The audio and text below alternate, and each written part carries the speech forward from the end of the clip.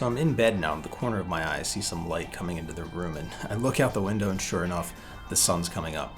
I'm 13 years old, it's 5 a.m. and I've been playing this game since 10 p.m. I tell everybody in game, we all laugh about it, we joke about it, we exchange guild cards, and off we go into the sunrise? And this is one of my favorite video game memories of all time, and it's from Phantasy Star Online.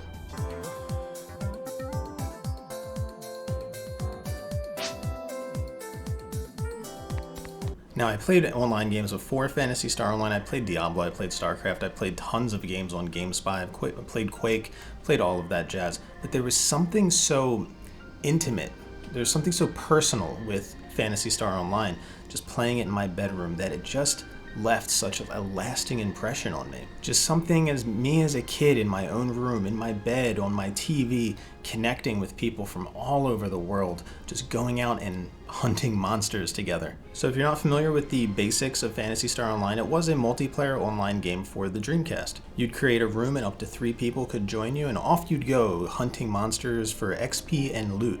And that pretty much was your gameplay loop. Kill things for experience to get levels, and then kill things for loot to get rare, cool shit. And the combat in PSO is as straightforward as you could get. There were no DPS checks, there were no AoE markers, there was no timing your blocks or dodging out of harm's way. It was you attacked something and then it attacked you and you saw who won. So really, with this simple gameplay loop and this simple combat, you were never really at odds with any of your teammates over anything going on. More teammates in a room meant more experience, and more teammates in a room meant more loot. So even if nobody was really pulling their weight, you were still getting more loot and more experience. And PSO did something a little interesting as well. They made it so even like the Goomba tier enemies had a chance to drop some really high powerful gear. So even if your team struggled and you couldn't get past, say, the Caves boss, well, the Caves monsters had a chance to drop some cool stuff. So in the end, you got your experience and you got your chance at a rare drop. As stated, combat was pretty much as simple as it could be. You'd have your heavy attack, your quick attack, and your special attack. You would then map some abilities to your buttons, and that's pretty much it.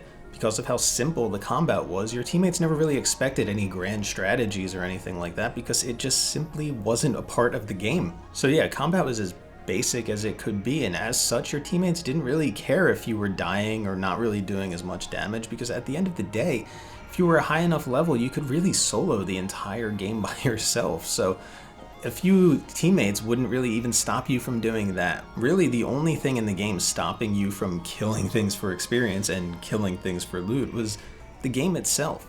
The game's enemies had some RNG factor to it, which makes some areas kind of annoying. That's the only thing that you would get angry with in this game, is if one of those plant bastards shot you with Megate and just kept killing you. And the simple gameplay loop with this simple combat with teammates that didn't really care if you were dying and didn't care if you weren't attacking and doing the most DPS, bred just an interesting community. It bred the most positive and happy-go-lucky and chill community I've ever seen in a video game. The only thing that these people care about is killing things for experience and killing things for rare loot. There's just something so basic about this game that just keeps it so chill. And that really is the beauty of PSO, the simplicity of its design. The rush of getting that loot drop, the rush of killing the boss, the rush of leveling up, all work together to create a very chill and relaxing experience without any negativity within your party. And that really is what always brings me back to PSO. I still fire it up every now and then, I still hop on Ephinea, I still hop on all these private servers, because it's just a fun group of positive and happy and chill people. Now, would I tell somebody in 2020 to fire up PSO for the very first time and join in on the fun? Well, maybe not. The game is super rough around the edges, the game is really dated. It lacks a lot of polish, it is sluggish, the combat is ridiculously monotonous. The menus and UI are as clunky as can be. It would definitely be shown off in a design class in everything that you should not do. What else? What else can we throw in here? There's no challenge at all in the game. Like I said, it's just level up, get gear, and fight and kill things. And all of that would just be a really hard sell for a new player to come in and hop into this game. But if you are a new player and you are thinking about playing this game, I guess the easiest way to sell somebody on this game is that this is just a happy little time sink. That's all it is. And it doesn't try and be anything but that, though. But that in itself is unique. People would say that games like Diablo 3 and the Torchlights and other PC hack and slash RPGs have sort of carried the torch and have done PSO better than PSO. But I would kind of disagree with that. And in a world full of Call of Duty shit talking and all of that goes on in lobbies, I kind of miss the innocence of PSO, where you and 3 other people would just go out, kill things, laugh, talk, shoot the shit, get experience, get rare drops, and then go off on your merry way. Hopefully we get a game like that at some time. PSO 2 kind of does scratch that itch, especially with the emergency events and things like that, where everybody just gets together, goes all out and just kills a boss, just stomps it, or it does some crazy mission, the entire ship goes out and does it.